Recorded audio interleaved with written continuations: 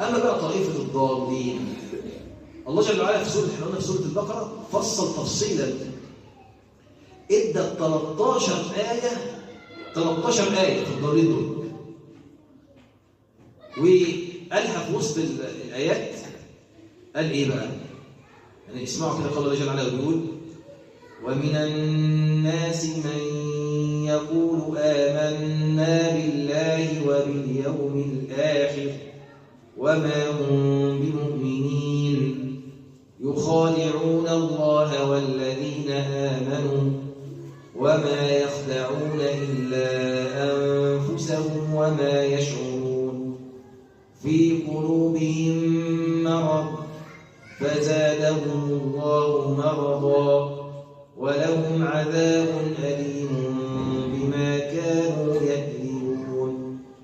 وإذا قيل لهم لا تفسدوا في الأرض قالوا إنما نحن مصلحون ألا إنهم هم المفسدون ولكن لا يشعرون. وإذا قيل لهم آمنوا كما آمن الناس قالوا أنؤمن كما آمن السفهاء ألا إنهم هم السفهاء ولكن لا يعلمون.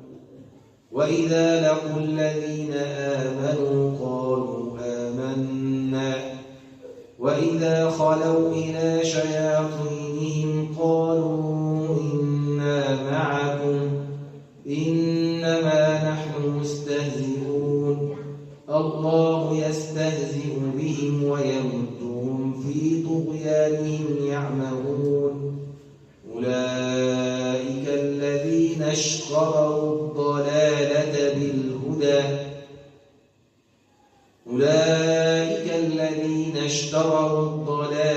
بالهدى فما ربحت تجارتهم وما كانوا مهتدين. أولئك الذين إيه؟ اشتروا الإيه؟ الضلالة، ضالين، خلوا الضلالة.